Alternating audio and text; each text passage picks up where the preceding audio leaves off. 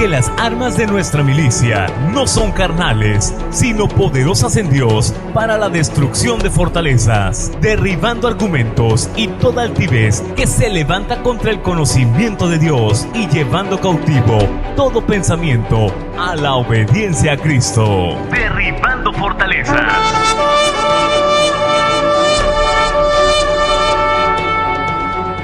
En los próximos minutos, a través de estas ondas radiales, seremos testigos del extraordinario poder de Dios. Estamos a punto de iniciar con tiempos de alabanza, escuchando una poderosa palabra de Dios. Vistámonos pues de toda la armadura de Dios y comencemos derribando fortalezas. Derribando fortalezas. Destruyendo fortalezas, destruyendo fortalezas, destruyendo fortalezas, en el nombre de Jesús, Jesús. El lugar donde oyereis el sonido de la trompeta, reuníos allí con nosotros. Nuestro Dios peleará por nosotros. Derribando fortalezas. Comenzamos. Comenzamos. Destruyendo fortalezas, destruyendo fortalezas, en el nombre de Jesús, Jesús.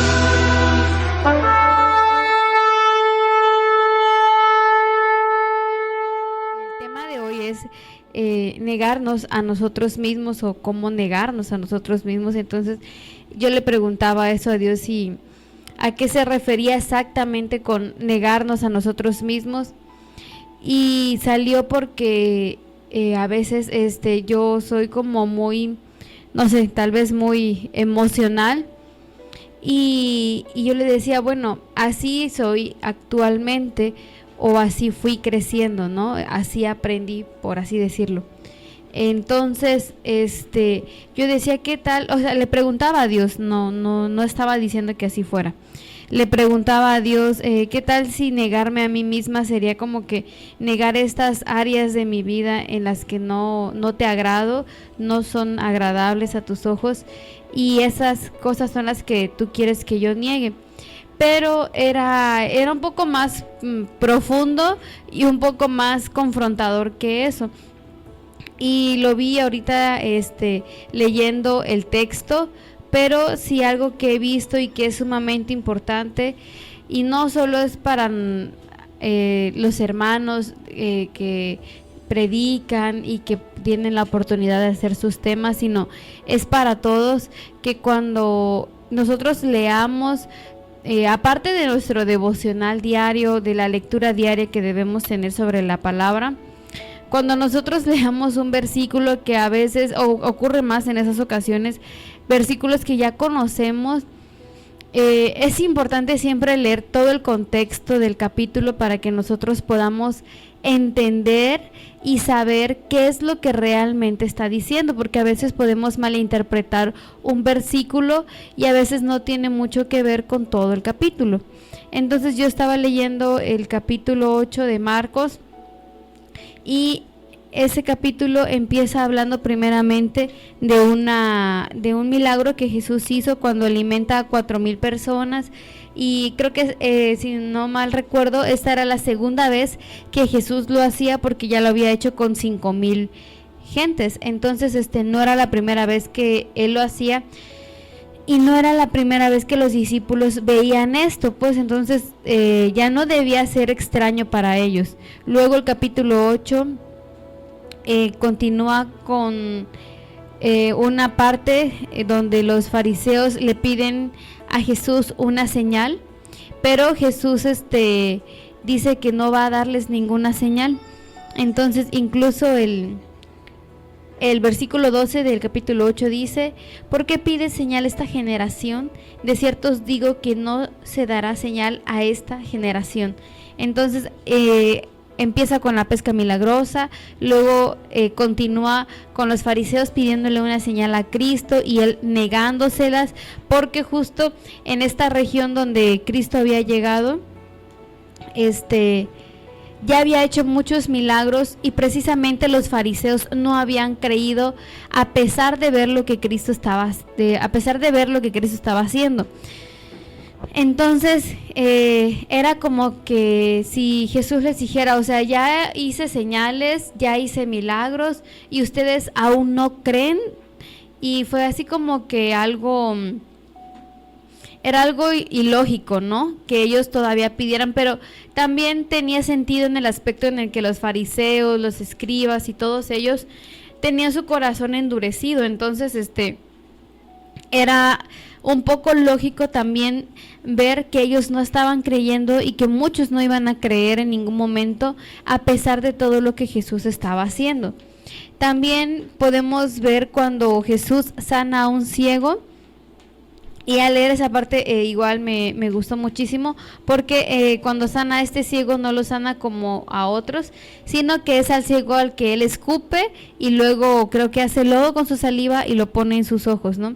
Todo esto es el contexto del capítulo, pero nos ayuda bastante a entender por qué al final Jesucristo dice que debemos negarnos a nosotros mismos para poder seguirlo. Después de sanar al ciego, viene con... esto viene, por ejemplo, así viene dividido en sus Biblias. Luego viene con la confesión de Pedro, que es cuando Jesús le pregunta a sus discípulos, ¿quién dicen los de allá afuera, los judíos, todas las personas que nos ven y que nos conocen, quiénes dicen ellos que soy yo? Entonces pues los discípulos empiezan a contestarle a Jesús, no, pues mira, unos dicen que eres Juan el Bautista, otros dicen que eres Elías, otros dicen que eres un profeta. Y luego Jesús dice, ok, y ahora ustedes, ¿quiénes dicen que soy yo?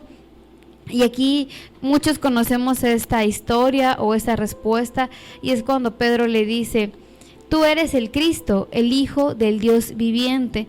Y aquí podemos ver la confesión de fe de Pedro, que aunque él no hizo, Señor, te recibo en mi corazón como mi único Salvador, no. Al momento de que él confesó a Jesús como el Cristo y el Hijo de Dios, él estaba diciendo que creía en Jesús como nos lo pide, ¿no? Romanos 9:10 o 10:9, que dice que confesemos con nuestra boca y que creamos con nuestro corazón. Eso es lo que Pedro estaba haciendo. Y después de esto, posteriormente ya sigue con todo el contexto en el que se refiere a que nosotros debemos negarnos a nosotros mismos. Y lo voy a leer y posteriormente vamos a ir introduciéndonos en el tema. Dice Marcos 8:31 al 38. Y comenzó a enseñarles que le era necesario al Hijo del Hombre padecer mucho y ser desechado por los ancianos, por los principales sacerdotes y por los escribas, y ser muerto y resucitar después de 3 días. Esto les decía claramente. Entonces Pedro le tomó aparte y comenzó a reconvenirle. Pero él, volviéndose y mirando a los discípulos, reprendió a Pedro, diciendo, quítate delante de mí, Satanás, porque no pones la mira en las cosas de Dios, sino en la de los hombres.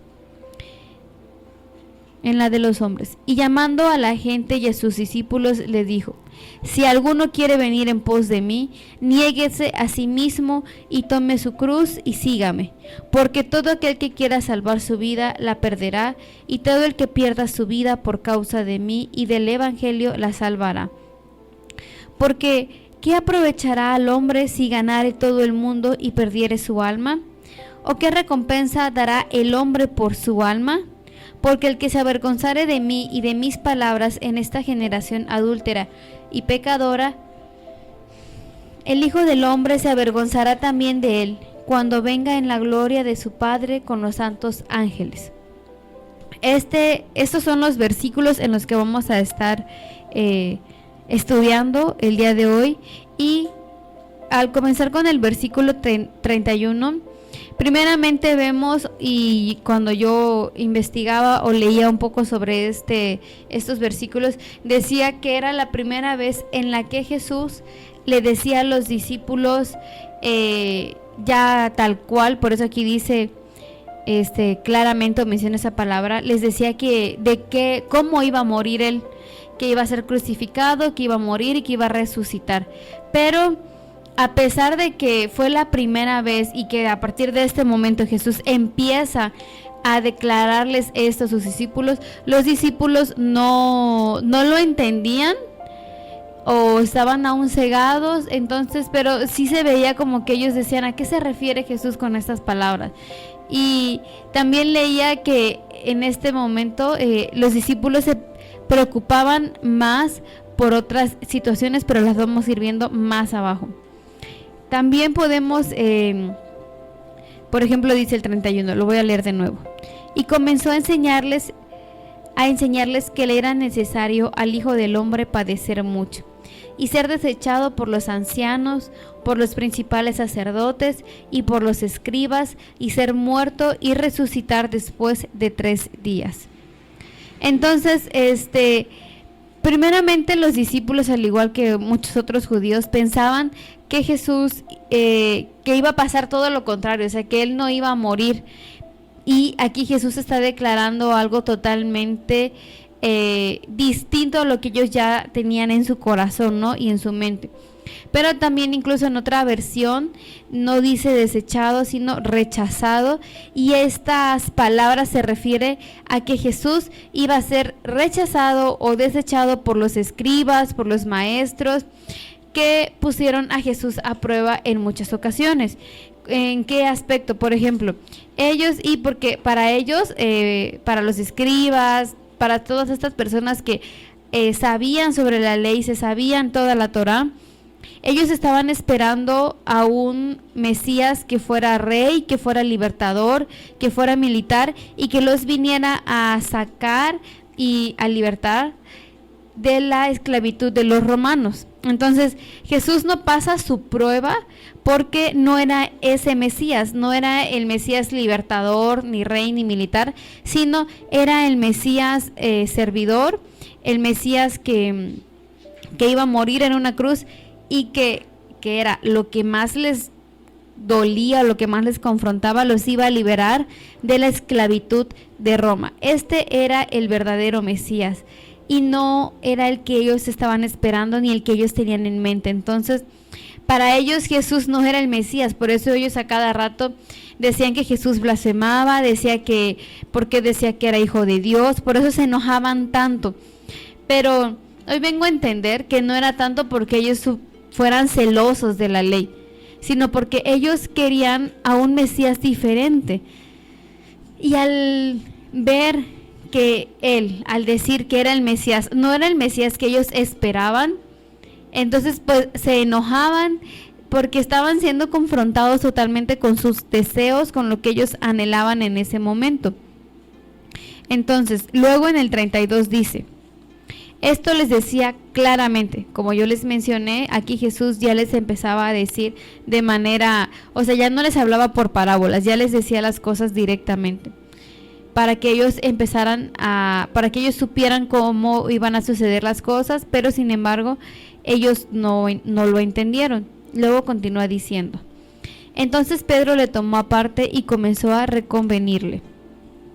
Creo que esta parte es donde nos adentramos un poco más a lo que es negarnos a nosotros mismos, y esta es la razón por la que Cristo da las declaraciones o dice eso en el versículo 34. Para empezar, lo que Pedro dijo en este capítulo, en estos versículos, que fue cuando dice que empezó a reconvenirle, fueron de las peores declaraciones que Pedro llegó a hacer durante el ministerio de Jesús, durante su caminar con él y el ministerio de Cristo. Aparte de cuando él lo negó, porque yo considero que también esa fue la peor tal vez, pero ¿por qué por qué yo diría que esas dos fueron las peores? Porque le estaba diciendo: Señor, no mueras en la cruz, no cumplas con tu misión, no cumplas con tu propósito, no glorifiques a Dios muriendo por nosotros, no obedezcas a Dios tampoco, porque dice que Cristo se hizo obediente por medio de la cruz.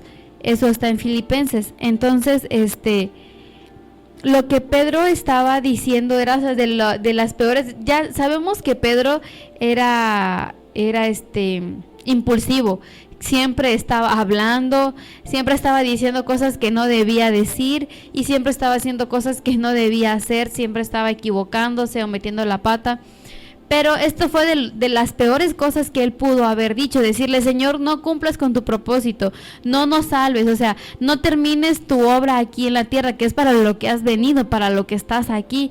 Entonces, sabiendo nosotros eso, podemos entender por qué Jesús le da unas declaraciones tan fuertes, porque cuando yo lo leí y hace poco, o sea, cuando lo leí la primera vez y aún hace poco que lo leía de nuevo, decía: ay, Señor, o sea, qué feo, o sea, yo no sé qué sentiría si tú me dijeras: aléjate de mí, Satanás. E incluso leía en unos comentarios que literal quiere decir: quítate de mi vista. O sea, que Jesús en pocas palabras le dijo: ¿sabes qué? No te quiero ver, salte de aquí enfrente. Porque lo que Pedro estaba diciendo era muy grave, o sea, era más grave de lo que nosotros pensamos cuando lo leemos por primera vez. Entonces, lo que Pedro estaba haciendo realmente, o sea, al decirle: Señor, no mueras, era que él no estaba considerando los planes, sino estaba considerando los suyos, estaba considerando sus sentimientos, al igual que todos los demás judíos, como lo mencionaba en el 31, que los judíos, los fariseos, los escribas estaban esperando a un Mesías libertador y rey. Pues algo parecido con Pedro en esta parte. Él estaba pensando en sus sentimientos, en que no quería dejar de ver al maestro, no sé, o incluso en la esperanza de que Jesús todavía se levantara y libertara al pueblo de Israel como todo un guerrero, no sé. Entonces eso es lo que ellos esperaban de Jesús, y esa es una de las razones por las que Pedro dijo esto. Y es como que si Pedro no quisiera al siervo sufriente que podemos ver en Isaías 53, sino que él quería al Cristo, Rey y Libertador del Imperio Romano. Y si vemos esta parte, entonces era un deseo, un motivo egoísta, no era amor, no era cariño. Tal vez sí tenía esas intenciones, en el hecho de que: Señor, yo no quiero que mueras porque no, o sea, me dolería, ¿no? O sea, puede que sí, pero Dios siempre escudriña lo profundo de nuestro corazón, y la verdadera intención del corazón de Pedro no era esa, no era la más profunda al menos, sino era de que aún esperaban a ese Cristo libertador, ¿no?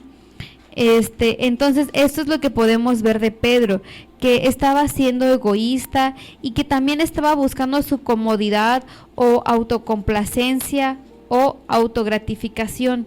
Entonces, por ejemplo, les mencionaba que tanto los fariseos como incluso los discípulos no querían al Jesús que sufría, que iba a morir, que era siervo, que se humillaba, sino querían al Jesús que iba a pelear con ellos y que los iba a liberar, como lo dice en Isaías 53. Y lo voy a leer del 1 en adelante. Dice: ¿quién ha creído a nuestro anuncio y sobre quién se ha manifestado el brazo del Señor? Subirá cual renuevo delante de él y como raíz de tierra seca. No hay parecer en él, ni hermosura, ni veremos ni hermosura. Le veremos más inatractivo para que le decíamos: despreciado y desechado entre los hombres, varón de dolores, experimentado en quebranto. Y como que escondimos de él el rostro, fue menospreciado y no lo estimamos. Ciertamente llevó él nuestras enfermedades y sufrió nuestros dolores, y nosotros le tuvimos por azotado, por herido de Dios y abatido.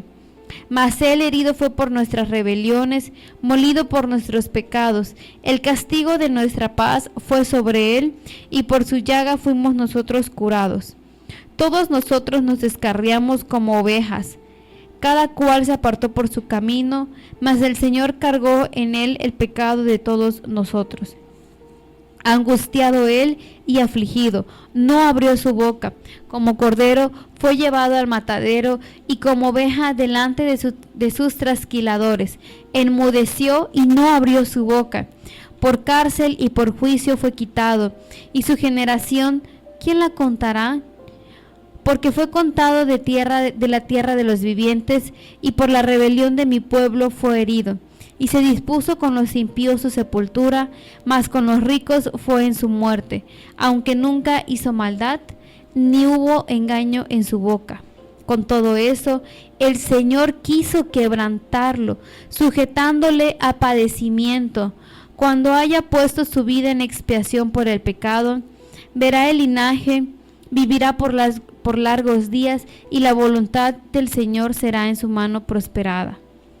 Y ya los últimos versículos hablan de cómo va a ser Cristo cuando regrese. Entonces, si vemos en estos versículos, precisamente no vemos a un Jesús que está sentado en un trono terrenal, sino vemos a un Jesús que está callando por nosotros, que lo están golpeando, que lo están lacerando, y Él no dice nada. Él está llevando, o sea, Él no solo está soportando los golpes, los latigazos, el cargar una cruz, ni tampoco la laceración que se le hizo con esas herramientas que usaban los romanos para torturar a las personas, sino también estaba cargando con nuestros pecados.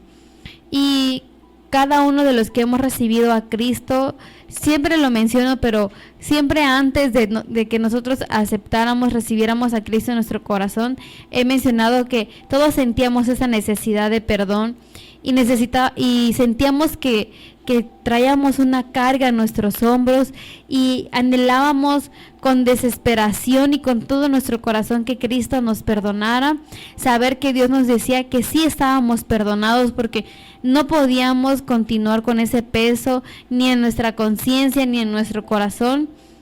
Pues eso fue lo que Jesús vivió, pero no fue de una persona, ni siquiera eran sus pecados. Cargó con los pecados de toda la humanidad que estaba en ese momento, y con todos los que iban a ir naciendo hasta este momento. Entonces, si nosotros nos sentíamos viles y miserables, y la peor cosa tal vez de este mundo, como dice creo que en Timoteo, que de lo vil y lo menospreciado nos ha sacado Dios, pues eso era lo que Cristo estaba cargando, y eso era lo que estaba sintiendo cuando dice que angustiado él y afligido, no abrió su boca. Como cordero fue llevado al matadero, y como oveja delante de sus trasquiladores, enmudeció y no abrió su boca. Por cárcel y por juicio fue quitado, y su generación, ¿quién la contará? Incluso el juicio que Jesucristo tuvo, yo he leído algunos como artículos que hablan sobre, son artículos cristianos, pero me gusta que comparan incluso un juicio real con el de Cristo, porque muchas de las leyes que se aplicaban, o la estructura que se usa actualmente, también se usaba anteriormente, o también viendo, porque yo no sé de leyes, pero al menos según como estaban estipulados los juicios en ese entonces, el juicio que Jesús tuvo fue totalmente injusto. Delante de Herodes, delante de Pilatos, todo fue totalmente injusto. Hubo personas que mintieron, que dieron ¿cómo se le llama? A las personas que van a los juzgados y dan como su testimonio de lo que vieron de los hechos. Entonces, hubieron testigos falsos que hablaron, pues obviamente, mentiras contra Cristo para que pudieran condenarlo. Entonces todo el juicio de Jesús, desde que empezó hasta que muere, fue injusto. Pero así tenía que ser, así lo había dispuesto el Señor, y todo eso creo que redarguye, quebranta nuestro corazón y nos convence, porque estamos viendo que Jesús no solo murió, no solo sufrió, no solo le pusieron una corona de espinas, sino que al ver todo esto, eso a veces hasta puede quedar pequeño con todo lo que Jesús tuvo que soportar a nivel espiritual. Entonces fue algo demasiado fuerte para Él, y eso creo que debe ayudarnos a nosotros a valorar lo que Él hizo por nosotros, y creo que eso nos anima a nosotros a obedecerlo más. Y tiene que ver con lo que estamos hablando sobre negarnos a nosotros mismos. Pero vamos a continuar también leyendo. Está la otra parte donde les decía que Pedro probablemente buscaba su propia complacencia, una gratificación personal, cosas egoístas, ¿no? Que todos tenemos, que todos hemos buscado.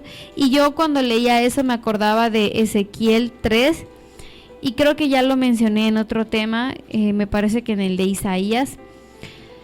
Cuando nosotros somos egoístas y buscamos todo lo que se nos acomode, todo lo que nos haga sentir bien, todo lo que, no sé, nos beneficie.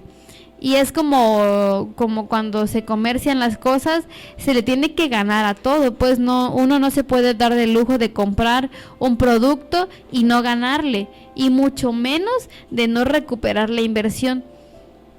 Y eso está bien, es correcto, pero a veces nos parecemos a las personas que se dedican a eso de manera lícita, de manera justa, porque pues de eso están viviendo, es un trabajo honrado.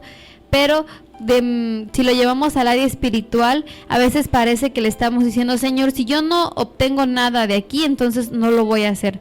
Señor, si de aquí, de esto, no me vas a dar nada, pues entonces no te obedezco. Señor, no quiero hacer esto porque pues no me gusta, me irrita, me quita tiempo, necesito esforzarme para viajar allá o para caminar un poco más, me voy a solear. Cosas como esas, estamos siendo muy, muy, pero muy egoístas. Y quisiera leer el versículo 3 de Ezequiel 8, donde dice: y aquella figura extendió la mano y me tomó por las guedejas de mi cabeza, y el Espíritu me alzó entre el cielo y la tierra, y me llevó en visiones de Dios a Jerusalén, a la entrada de la puerta de adentro que mira hacia el norte, donde estaba la habitación de la imagen del celo, la que provoca a celos. Y allí estaba la gloria de Dios de Israel, como la visión que yo había visto en el campo. Entonces, cuando yo estaba leyendo este capítulo de Ezequiel, encontré que donde dice, donde estaba la habitación de la imagen del celo, se refería a una imagen, hacía referencia a la inmoralidad sexual o a la autogratificación personal. Bueno, autogratificación, o sea que solo estamos buscando algo que nos beneficie, algo que nos cause placer de cualquier tipo, algo que sea cómodo para nosotros y que no demande ningún tipo de esfuerzo ni de sacrificio para que nosotros podamos lograr alcanzar lo que nosotros estamos queriendo. O sea, y creo que es algo que estamos viendo ahorita totalmente común, cuando alguien te dice: lucha por tus sueños, sigue por tus sueños, que nadie te los arrebate, trabaja duro. Y yo no estoy diciendo que no es bueno esforzarse ni trabajar duro por las cosas, como por ejemplo por la escuela, cosas así, o por el trabajo, sino que somos muy propensos a buscar una buena vida aquí en la tierra y olvidarnos que esta no es nuestra vida, que esta es pasajera y que solo es un momento, y caemos en este error, en este pecado egoísta de querer complacernos a nosotros mismos por medio de comodidades. Y esto es probablemente lo que tal vez estamos viendo en Pedro cuando él le dice que no vaya a la cruz y que no muera. Pero luego podemos ver también que en el 33 Jesús le dice, que es lo que ya mencionaba: pero él, volviéndose y mirando a los discípulos, reprendió a Pedro diciendo: quítate delante de mí, Satanás, porque no pones la mira en las cosas de Dios, sino en la de los hombres. Entonces, para empezar, y bueno, antes de continuar también, lo que podemos ver es que la vida cristiana no es una vida de ocio, no es una vida de riquezas, no es una vida fácil, pero sí es una vida de trabajo duro. Y con trabajo duro me refiero a esforzarnos cada día en agradarle más a Dios, de persecución, de privación, de comodidades y cosas como esas, y también de sufrimientos profundos, porque si Jesús sufrió, nosotros también sufriremos. Y la Biblia, el Nuevo Testamento nos habla de que seremos partícipes de los sufrimientos de Cristo. Entonces, si Él padeció, también nosotros vamos a padecer.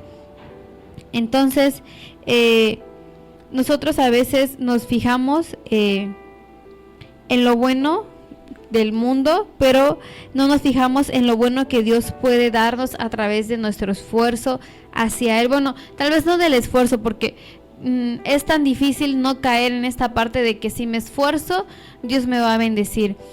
Si me esfuerzo, aseguro, o sea, no lo decimos de esa forma porque tenemos en mente que la obra es que la salvación no es por obras, sino por gracia, pero también caemos a veces en el error y no nos damos cuenta de que creemos de que mientras mejor nos portemos, mientras más nos esforcemos, y mientras más duro trabajemos en la obra de Dios, más nos vamos a merecer la vida eterna. Y lo cierto es que nunca nos la vamos a merecer, y por eso fue que Cristo murió, para podernosla dar. Entonces, lo que podemos ver de ese capítulo 32 es que Dios puede sacar de lo malo, en este caso la crucifixión, puede sacar algo bueno a través de la resurrección que sigue después de morir a nosotros mismos. Entonces, en el 33, cuando Jesús le dice a Pedro: quítate delante de mí, Satanás, porque no pones la mira en las cosas de Dios, sino en las de los hombres. Primeramente, reprende a Satanás, que es lo que yo estaba leyendo, que no es como que reprendió a Pedro, y tampoco es como que podamos decir que Pedro estaba poseído de alguna forma, porque incluso cuando Judas entrega a Jesús, la Biblia sí menciona que Satanás entró dentro de él y que fue así como Judas entregó al maestro. Entonces, Jesús estaba reprendiendo a Satanás primeramente. Pero, y luego aquí me llamó la atención donde dice: volviéndose y mirando a los discípulos, reprendió a Pedro. Entonces yo me imaginé esta escena así como cuando alguien, o ya sea que alguien nos va a regañar a nosotros, o nosotros vamos a regañarle a alguien, o a hablar, a decir cualquier cosa, y volteamos a ver a los que están a nuestro alrededor, y luego ya continuamos hablando.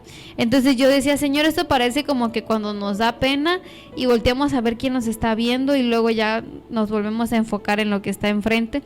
Pero yo leía, y creo que por eso la Biblia lo menciona de esta forma, que Jesús quería dejar bien en claro a sus discípulos que lo que Pedro estaba diciendo estaba mal.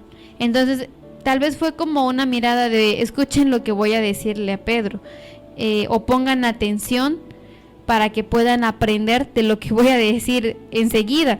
Y fue cuando le dice: quítate delante de mí, Satanás. Y es una declaración muy fuerte, y yo pienso, según, o sea, mi opinión es que no solo fue fuerte, sino dolorosa, ¿no? O incluso dolorosa para el orgullo también. Entonces, Jesús quería dejar bien en claro que lo que Pedro estaba diciendo no era en lo más mínimo correcto, ni compasivo, o sea, que no tenía lugar y que no debió decirlo. Pero luego dice: porque no pones la mira en las cosas de Dios, sino en la de los hombres. Entonces, podemos ver que evadir nuestro propósito, en este caso, el que Pedro quisiera que Jesús evadiera su propósito, era una señal de que él estaba poniendo sus ojos en los hombres, en las personas, no en todo lo terrenal, en todo lo que estamos viendo. Por eso dice: porque no pones la mira en las cosas de Dios. ¿Cuáles eran las cosas de Dios en este caso? El sacrificio que Cristo iba a hacer, el que Él iba a morir, y a través de esa muerte nosotros íbamos a tener redención de pecados y nos íbamos a poder acercar a Él y poder ser hechos hijos de Dios. Entonces, cuando dice, sino en la de los hombres, quiere decir, o yo así entendí, que nosotros al evadir nuestro propósito, primeramente, y ya lo hemos mencionado aquí, nuestro propósito en esta tierra es parecernos a Jesús. El que Dios nos conforme en la imagen de su Hijo es el propósito de nuestra vida. El adorarle, el alabarle también es nuestro propósito. El servirle por medio del servicio de nuestros hermanos es otro propósito. El de compartir su evangelio es otro propósito. Entonces, evadir esos propósitos, incluyendo el que Dios nos hace como personalmente, por ejemplo, los ministerios a los que Él nos llama, es evadir, es poner, nuestra mira en los hombres, en las cosas terrenales, en las cosas que estamos viendo en este momento. Entonces, ahí empieza a ser un poco más claro por qué luego Jesús dice lo que dice cuando leemos que nos neguemos a nosotros mismos y que tomemos nuestra cruz. Incluso también podemos ver aquí que de una forma, o sea, se podría ver si, no sé, tal vez pasara en alguna película como algo de conspiración, de que siempre querían evitar que Jesús muriera, sus discípulos en este caso. Y es cierto, por eso decía que no es que tal vez Pedro no tuviera amor o admiración por Jesús, probablemente también lo había, ¿no? Pero siempre estaba esto de que Señor, no lo hagas, Señor, que no te pase esto, Señor, primero voy a morir yo contigo antes de que esto suceda. Ese tipo de declaraciones siempre estaban ahí, pero fue lo mismo que Satanás quiso hacer con Jesús cuando el Espíritu Santo lo llevó al desierto. Y al ser tentado por Satanás, él quiso hacer eso con Jesús, hacer que no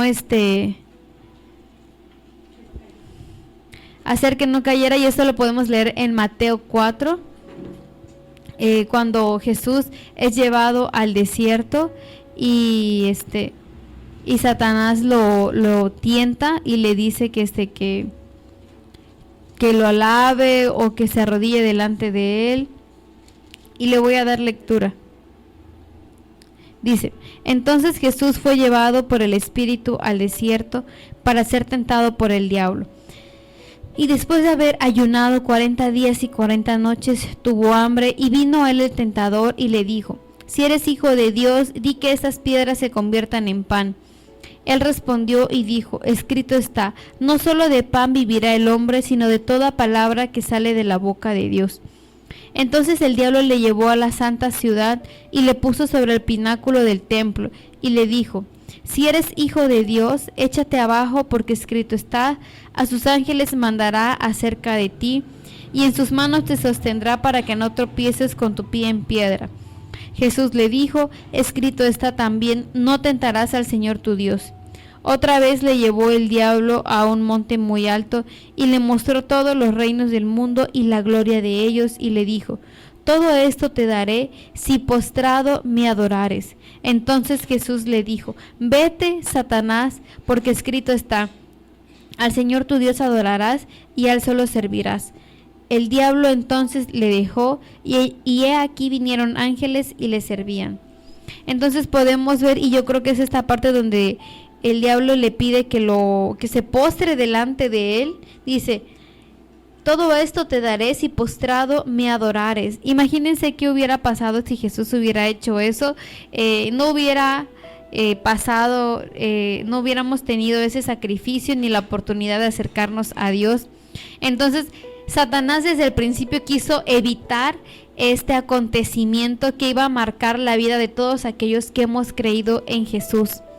Y por lo tanto, tal vez al momento en que los discípulos eran débiles, estaban aprendiendo, estaban creciendo, a veces como que daban lugar a este tipo de sentimientos o de emociones para que ellos también como que, insistieran en este punto, ¿no? En esto que estaban diciendo.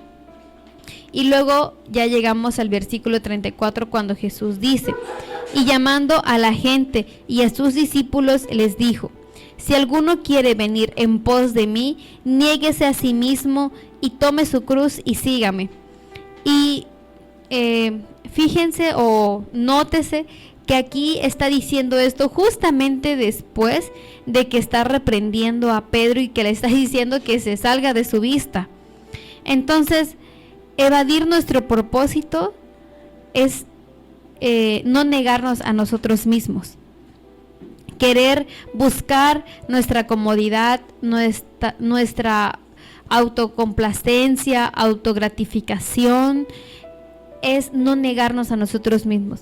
Y por lo tanto, negarnos a nosotros mismos es dejar esta parte de la autogratificación, autocomplacencia, egoísmo, orgullo de un lado, y así poder tomar nuestra cruz y seguir a Cristo. Entonces, creo que esta parte, o sea, todo, por eso estaba leyendo los versículos anteriores, porque no, o sea, no es como que Jesús de la nada hubiera dicho, el que no se niegue a sí mismo y no tome su cruz no es digno de mí.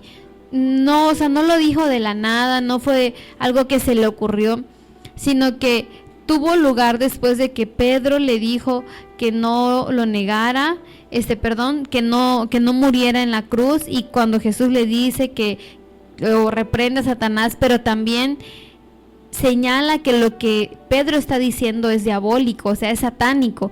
Lo que Pedro está diciendo es totalmente contrario al propósito que Dios tenía, al plan de salvación, al plan de redención, que no era de 33 años atrás, sino era de miles de años atrás, desde que Adán y Eva pecaron en el Edén, y Dios le dice a Eva que su simiente le va a pisar la cabeza a la serpiente. Entonces, desde ese momento ya había un plan de salvación para la humanidad, y es como que son estos últimos ataques, estas últimas pruebas, y Satanás usando tal vez a Pedro. No quiere decir que Pedro no era salvo, que no creía en Cristo, sino todos hemos sido usados para mal en muchas ocasiones, lamentablemente, pero estamos viendo que aquí a la hora de que nosotros no queremos dejar esta parte de la comodidad, no nos estamos negando a nosotros mismos. Incluso los romanos sabían porque Marcos está dirigida a los romanos. Entonces, cuando ellos leen esta carta, ellos saben a qué se refería tomar su cruz, porque ellos eran los que fabricaban las cruces, ellos eran los que se encargaban de esto, y incluso tenían diferentes tipos de cruces. Yo estaba leyendo que había unas cruces que eran en forma de T, otras que eran en forma, creo que solo era un madero, y otras como en la forma de que conocemos habitualmente. Y hasta decía que probablemente no eran tan grandes porque tenía que poder ser cargada por una persona. Entonces,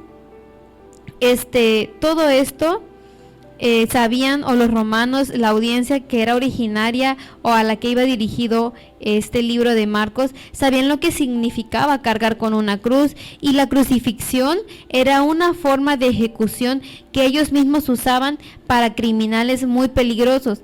Entonces, el prisionero o la persona que iba a ser crucificada, cargaba esa cruz hasta el lugar donde lo iban a ejecutar, y esa es la razón por la que vemos que Cristo también carga su cruz hasta el monte que se llama la Calavera o Gólgota. Y con esto, con el hecho de que ellos cargaran esa cruz, estaban demostrando la sumisión que le tenían al poder romano. O sea, todo tenía un significado. Entonces, es increíble ver que Cristo nos dice: toma tu cruz y sígueme. O sea, primero niégate a ti mismo, niégate todos estos deseos que tienes de autocomplacerte, de autogratificarte, de querer, no sé, ser el centro de atención, de querer estar siempre cómodo, de no querer sufrir, de no querer pasar por tribulaciones, de no querer pasar por pruebas. Niégate al hecho de que no quieres perder a alguien, ese tipo de cosas. Y para mí, por ejemplo, ahorita que lo estoy diciendo, es duro, es difícil, porque si algo que yo le he dicho a Dios es de que, o sea, yo no sé cómo reaccionaría si yo perdiera a alguien, ¿no?, que amo. Entonces, toda esta parte es lo que Cristo nos estaba diciendo al mencionar o al decir las palabras que niégate a ti mismo. Y luego dice, toma tu cruz, era como que sométete a mi poder. Si cargar la cruz en ese entonces era someterse al poder de Roma, Cristo nos estaba diciendo: niégate a toda esta autocomplacencia y autogratificación y sométete a mi poder, a mi reino, a mi soberanía, porque al final de cuentas Cristo sí fue un rey cuando estuvo aquí, pero no fue un rey como ellos quisieron verlo. Entonces es literalmente someternos al reinado de Cristo en nuestras vidas. Y luego dice, tome su cruz y sígame. Son cosas que yo me acuerdo que los primeros meses cuando recibí a Cristo, el simple hecho de que yo escuchara que Él me decía, sométete, debes ser sumisa a mí, a mi palabra, a lo que yo te diga, era una razón de molestia, de enojo, incluso de llorar y decirle, Señor, no sé cómo, no quiero, no puedo, no quiero someterme, no quiero rendir el control total de todo, de todos mis sentimientos, mis emociones, mis decisiones. Era algo y es algo que me cuesta muchísimo, ya no de la forma en la que me costaba antes, y porque antes hasta me causaba como cierta molestia, pero ahora puedo ver y saber y entender que Dios estaba confrontando mi vida y estaba quitando esa parte que siempre se revelaba ante su palabra, ante su poder, ante todo lo que Él quería hacer en mí. Entonces, ahora cuando lo dice, es cierto, me da miedo, a veces me da esa tristeza, pero tengo más miedo de no hacerlo. Tengo miedo de que llegue un momento y yo mire atrás y diga, Señor, ¿cómo es que no lo hice si tú me lo estabas diciendo por una razón? Porque hasta este momento he llegado a puntos en el que digo, por eso me dijiste que dejara esto, por eso me dijiste por eso no me dejaste ir a tal lugar, por eso no me dejaste estudiar tal carrera. Lo puedo ver palpablemente y puedo recordar el dolor con el cual yo lo obedecí o yo lo seguí, y las lágrimas tal vez que pues solo Él sabe, solo Él vio, porque pues me dolían muchísimo todas estas cosas. Entonces, pero que me lo diga ahorita es como que, o sea, le da directo a nuestro orgullo, a mi orgullo, porque es como que no ya me había sometido, que no ya me había negado a mí misma, pero por eso me gusta. Y no sé si es no lo dice en este evangelio, pero hay otro evangelio que dice, niéguese, si alguno quiere venir en pos de mí, niéguese a sí mismo, tome su cruz cada día y sígame. Es en otro evangelio, no sé si es en Mateo o en Lucas o en Juan, pero me gusta esa parte cuando dice cada día. Tomemos nuestra cruz cada día, nos neguemos a nosotros mismos cada día, y es lo más difícil, y yo decía, Señor, por eso me estás dando este tema, porque hay cosas que no quiero hacer porque quitan o no me dejan estar tan cómoda. Me piden o demandan de mí atención, y esa atención que no quiero dar es un esfuerzo que no quiero dar porque aparentemente no es para Dios o aparentemente no es en la iglesia, sino es algo más sencillo, pero no es como que yo haya querido darlo o soltarlo, y lo he tenido o me he mantenido aferrada a eso, y por eso es que Dios está diciéndome a mí primeramente, niégate a ti misma, niégate a esa comodidad a la que estás aferrada. O sea, no es como que si Dios dijera que no te quieres soltar de esa comodidad, y yo te estoy diciendo que te niegues, y no solo porque Dios va a traer cosas maravillosas, no, sino porque tal vez van a venir cosas más duras, pero por eso precisamente tenemos que negarnos a esa zona de confort en la que no sufrimos, en la que no lloramos, o en la que tenemos que dar más de nosotros, como yo lo decía, atención. Por ejemplo, a mí no me gusta dar atención a cualquier cosa. Es como que si yo voy a prestar mi atención, es algo que de verdad me tiene que interesar, y cuando no me interesa, yo definitivamente no pongo atención a eso. Entonces, son cosas que no solo requieren mi atención, sino que requieren de mi devoción para que yo pueda adorar a Dios y alabarle de esa forma. Entonces, eso es lo que Dios me está diciendo a mí por medio de este tema, por medio de lo que yo estaba leyendo, para que yo pueda negarme a mí misma, tomar mi cruz y seguirla. Pero incluso sigue en el versículo 35, cuando dice, porque todo el que quiera salvar su vida, la perderá. Y todo el que pierda su vida por causa de mí y del evangelio, la salvará.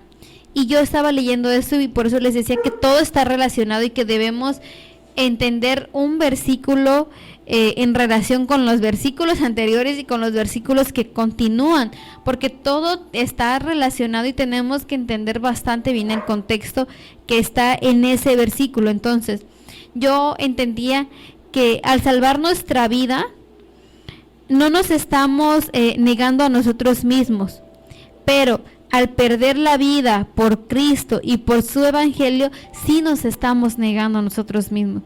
¿Cómo salvamos nuestra vida? Defendiendo nuestra comodidad, defendiendo nuestra autocomplacencia, defendiendo esas cosas que nos ponen cómodos, que no demandan sacrificio de nosotros, que no demandan nada que nos cueste.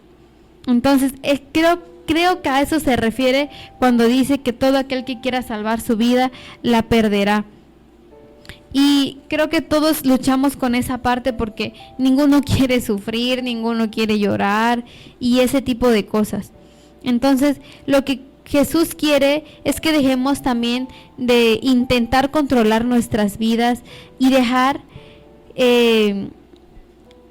que Él las controle, o sea, que Él tome el control total de nosotros, de nuestras emociones, de nuestros sentimientos. Y esto tiene sentido, o sea, ¿por qué Jesús lo dice, no? Pues Él lo dice porque Él es el creador y porque Él sabe lo que es vivir realmente. O sea, que esto no es vida, o sea, vivir cómodamente no es nada comparado a lo que nosotros vamos a vivir cuando estemos allá en el cielo. Entonces, Él nos está pidiendo sumisión. Nos está pidiendo despojarnos del egocentrismo, y que ese egocentrismo lo único que nos dice es que nosotros sabemos mejor que Dios cómo conducir nuestras vidas. Entonces, el egocentrismo es parte de no negarnos a nosotros mismos, y cuando nos negamos a nosotros mismos tenemos que dejar esto, el egocentrismo que nos dice: oye, Señor, yo sé más de mi vida que tú, y yo sé lo que me conviene más de lo que tú lo sabes. Eso es lo que decimos cuando no queremos soltar el egocentrismo, cuando no nos queremos negar a nosotros mismos. Entonces, el 37 continúa diciendo: porque ¿qué aprovechará al hombre si ganare todo el mundo y perdiere su alma? Y si se dan cuenta, el mundo es algo pasajero y el alma es algo eterno. Independientemente de dónde pase esa eternidad, el alma es eterna. Y el mundo va a terminar, o sea, esta tierra incluso físicamente ya no va a ser igual. Entonces, ¿por qué queremos ganar algo que solo va a durar un momento? O sea, no el mundo como tal, y bueno, incluso puede ser un terreno, no sé, pero también se refiere a trabajo, por eso les decía esta parte de perseguir sueños, que a veces esos sueños son egoístas, no glorifican a Dios, no le dan esa cabida para que Dios obre y podamos llevar el evangelio a otras personas, sino a veces nuestros sueños simplemente lo único que buscan es que nosotros estemos cómodos, estemos felices todo el tiempo, evitemos dolor, sufrimiento y también sacrificio. Y yo siento que ahí es donde Dios más me confrontó, en la parte de sacrificio. O sea, sacrifica tu tiempo, sacrifica tu atención, sacrifica tus comodidades, porque es lo que no quiero, al menos de mi parte es lo que yo no quiero soltar.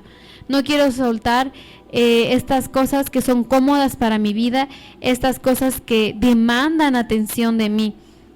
Y por eso lo menciono tanto, hermanos, porque así como para mí es esto, el negarme a mí misma, abandonar mi comodidad, ciertas atenciones, para cada uno es diferente, aunque dentro de los mismos conceptos: autogratificación, complacencia, egocentrismo. Entonces hay cosas que nos autogratifican, como el alabarnos a nosotros mismos. Yo me acuerdo muy bien de un versículo que creo que está en Eclesiastés, donde Dios me decía que es de necios o de ignorantes aquel que se alaba a sí mismo. No sé si está en Proverbios.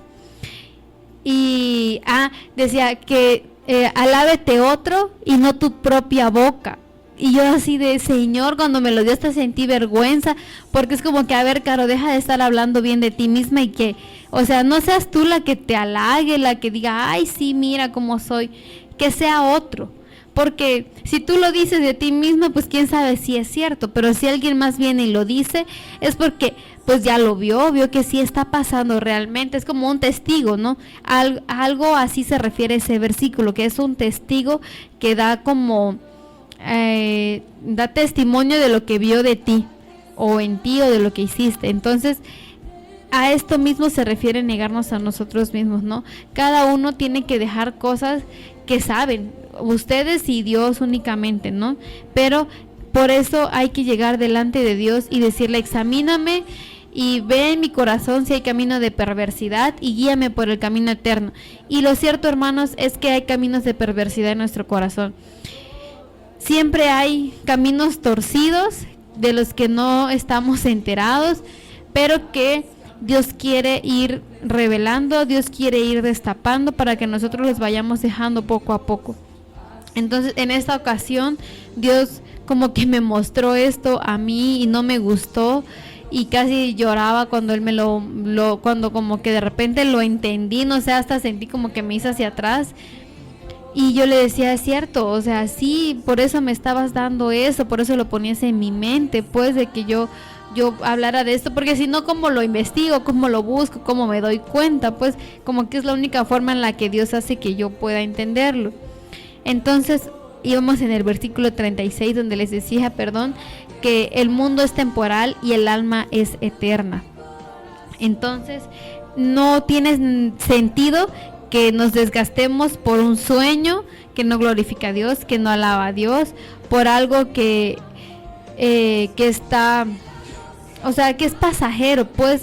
Y luego dice que no hagamos tesoros en la tierra donde la polilla y el orín corrompen, sino que hagamos tesoros en el cielo donde los ladrones no minan ni hurtan, donde nada puede pasar ahí, ¿no? Entonces nos está hablando de que las cosas materiales no tienen ningún tipo de valor, o no, o sea, son cosas temporales, y que el placer centrado en las posesiones o en el poder, al final de cuentas no valen nada, porque todo esto es temporal y no debe obtenerse a cambio, o sea, no debemos querer obtener esto a cambio de nuestra alma, no es y yo lo veía algo así.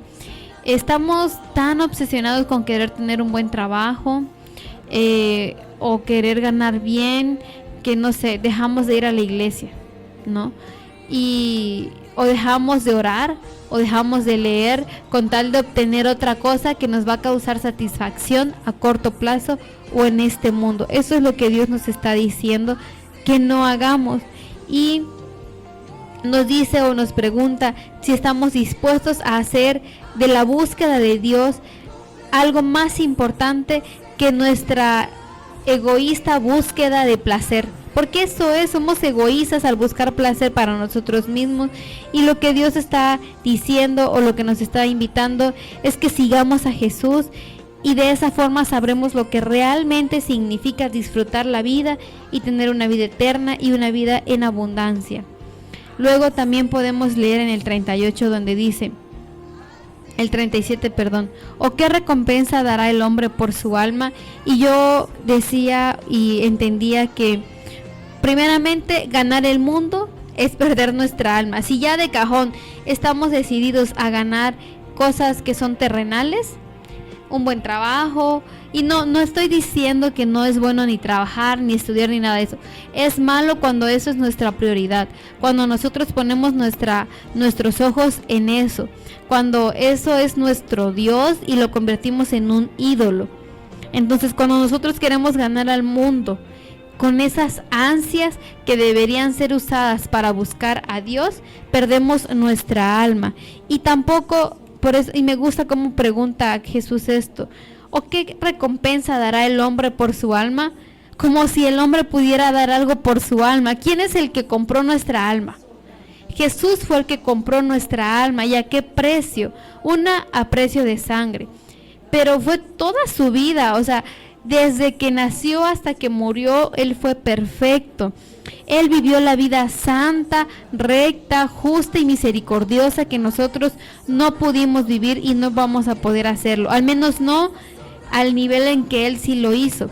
Porque es cierto, Él demanda santidad y no es que nunca vayamos a alcanzar eso, sino que poco a poco nos vamos santificando. La vida cristiana es así, somos santos delante de Dios, pero estamos también en un proceso de santificación que va a terminar hasta el día en que Cristo venga.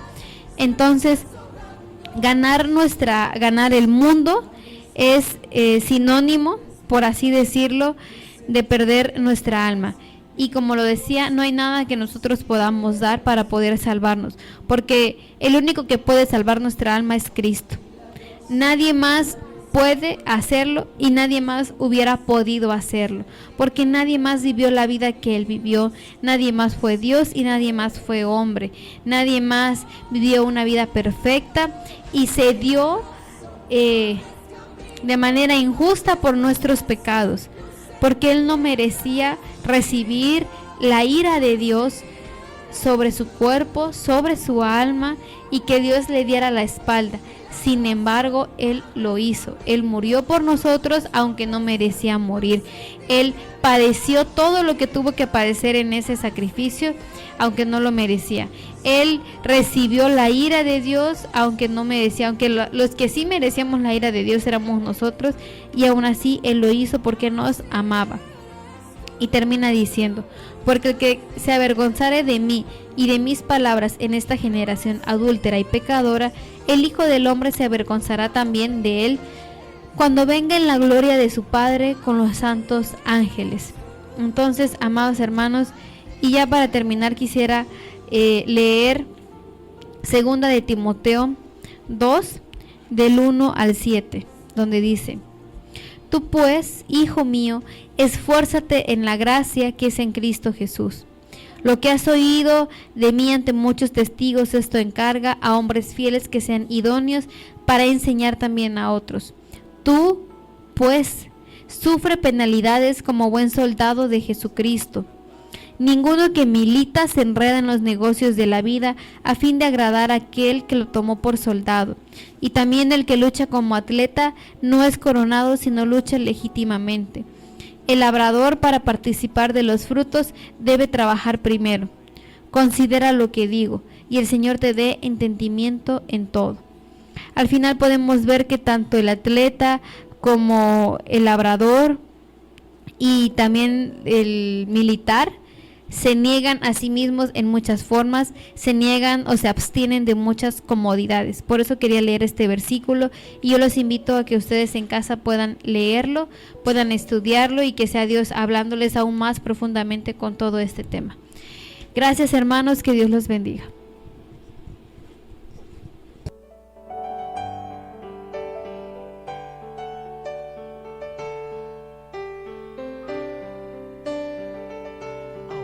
Has sido instruido bajo la poderosa palabra de Dios. Él te dice: no temas, porque yo estoy contigo. No desmayes, porque yo soy tu Dios, que te esfuerzo. Siempre te ayudaré, siempre te sustentaré con la diestra de mi justicia. Con la diestra de mi justicia. Has escuchado Derribando Fortalezas.